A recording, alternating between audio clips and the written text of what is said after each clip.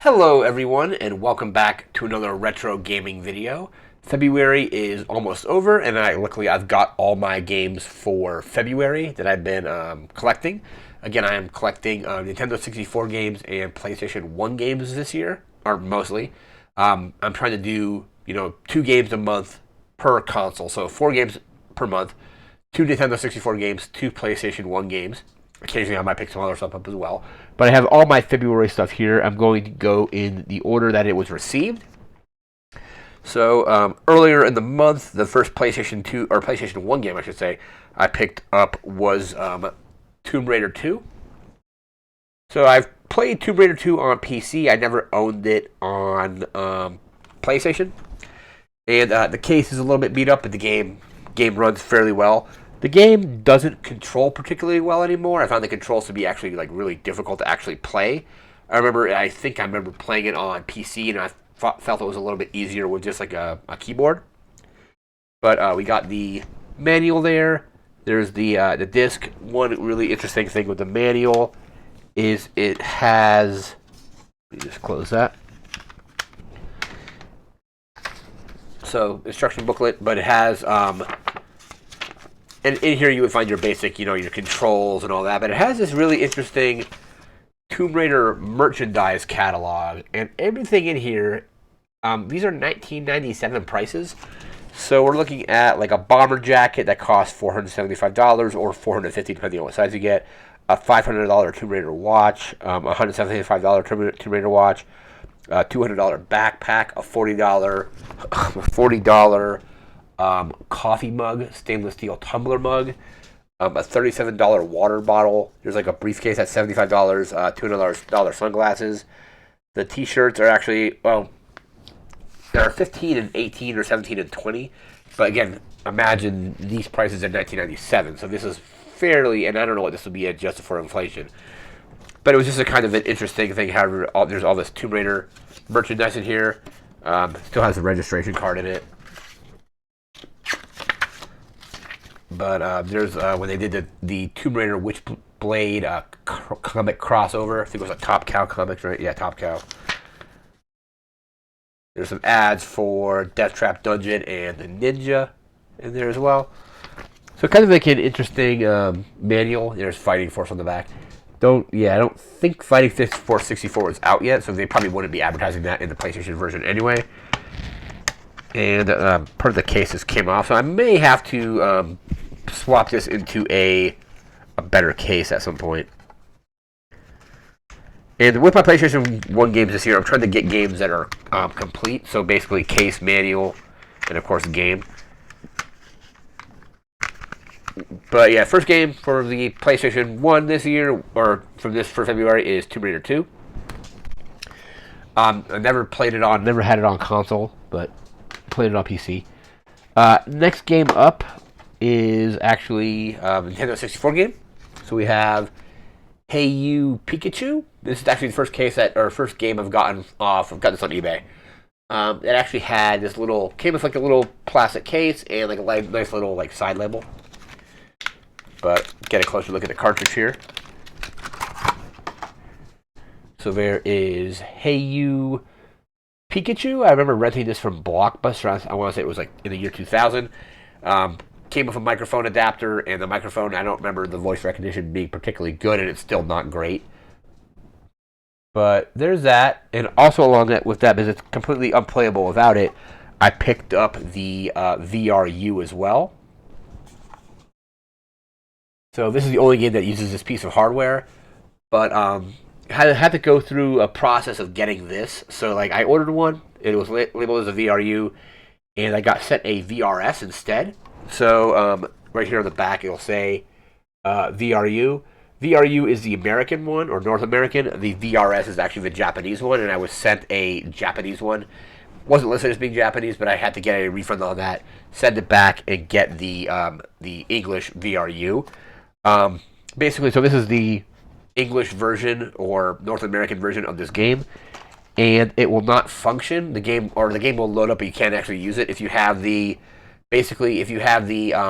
English game. A VRU will work on it, but a VRS won't, and a basically a VRU will not work with the Japanese version. So it's kind of like a weird like regional lockout. Probably something to do with how like the voice gets translated. So there's probably stuff in there that like listens for Japanese or listens for English. But got this working. I don't have a microphone for it, but I remembered a trick I figured out in, I want to say it was in the mid '90s where we first got a sound card in our computer, and we didn't have a microphone. So I just was like, hey, I wonder what happens if you plug headphones into the microphone port and just speak into it. And it actually is like, it works like a reverse microphone, so it'll work. So I've just been using these earbuds, basically plug the earbuds into it. It just has to have like a standard kind of like headphone connector, and they just plug right in.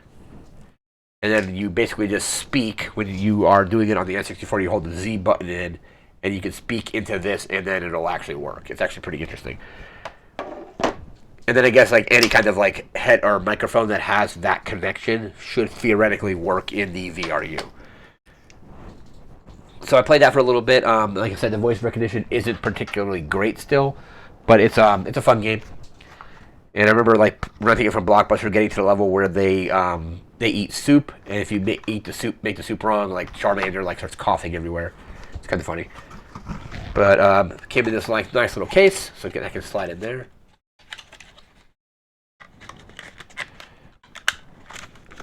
So that was the first N64 game for February.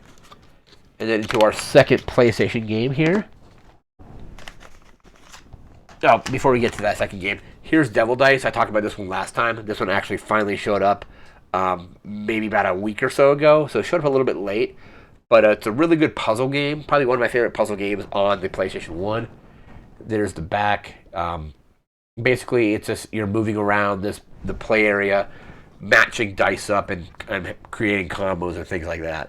They did a follow-up on PlayStation 2 called Bombastic, which I think the dice actually explode instead.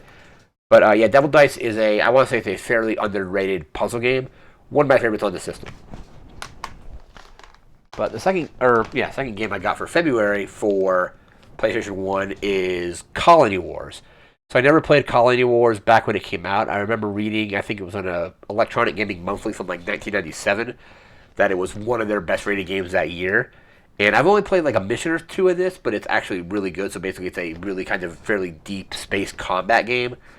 2 discs, so definitely a lot of, I think there's like 70 missions, I think.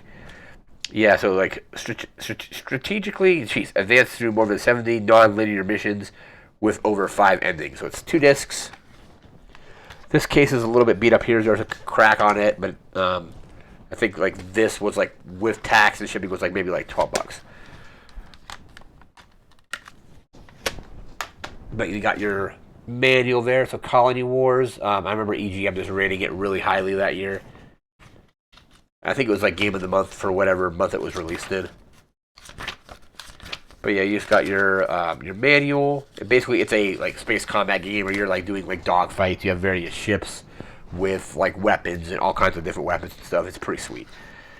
So that is Colony Wars. And the next Nintendo 64 game I picked up is another Pokemon game. It is Pokemon Stadium. So it came out in about, I think, the year 2000. I do not have the transfer pack, and I do not have a Game Boy game of Pokemon to use with this. So I'm kind of not really playing the full game. You can go in and you can still battle. You can do the various like cups and like leagues and stuff like that. And then you can still have access to all the mini games. But one of the major things about the game was you were able to plug the transfer pack into your N64 controller, plug in your Game Boy game. I think it was I know it worked with red and blue. I don't know if it worked with yellow, but I think red, blue, or yellow. Plug it in, and then red and blue for sure. I don't remember if yellow was compatible or not. But you can then transfer Pokemon from your Game Boy game into into Pokemon Stadium, and you would have those Pokemon available to battle on the in Stadium. You still have access, I believe, to all the Pokemon even without the transfer card.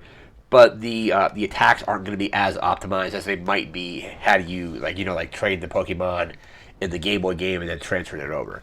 There's also a few other features you can't use without the transfer pack, and that is you can't do the Game Boy Tower, which I think the Game Boy Tower is basically kind of works like a Super Game Boy, but you're allowed to play. I believe it lets you play your Pokemon game on your TV through the transfer pack.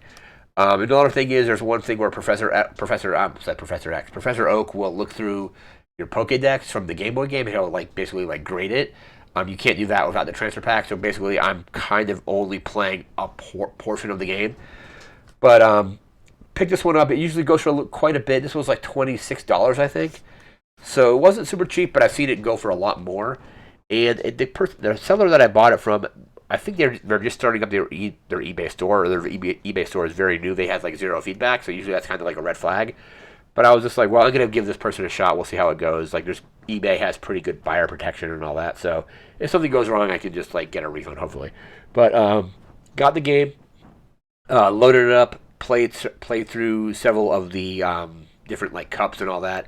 Because basically what you're doing is you're registering 6 Pokemon to a team, and then you are going, when you go through a battle, you choose several Pokemon from your roster, and you're like choosing like 3 of them to battle with. But I also want to pick up Pokemon Stadium 2 at some point. I think that was a little bit more expensive, a little harder to find.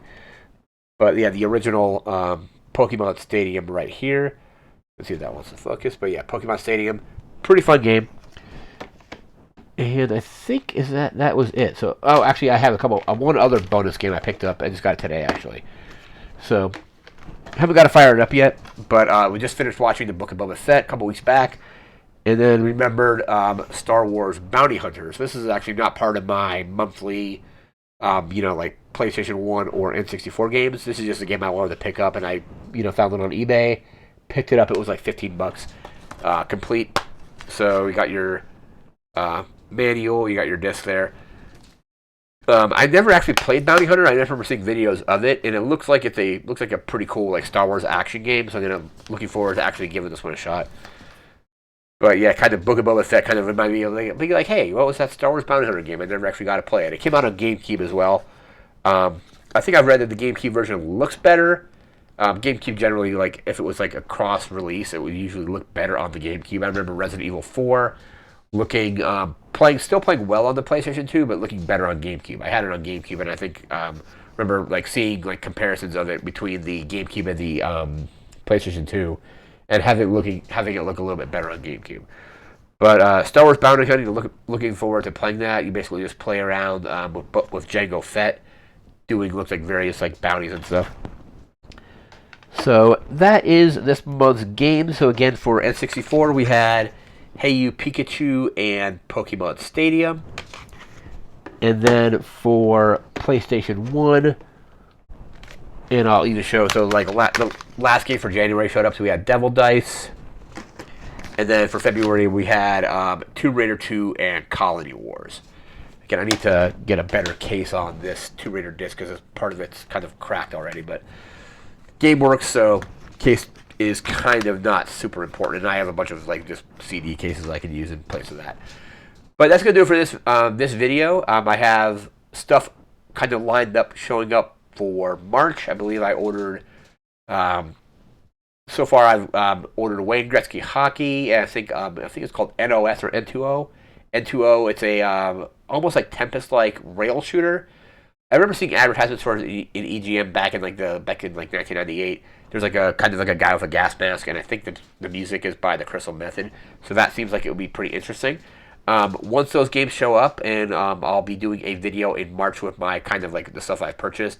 So doing N64 games, PlayStation 1 games, and basically we're doing a game a week. So basically buying 4 games, 2 N64, 2 PlayStation 1.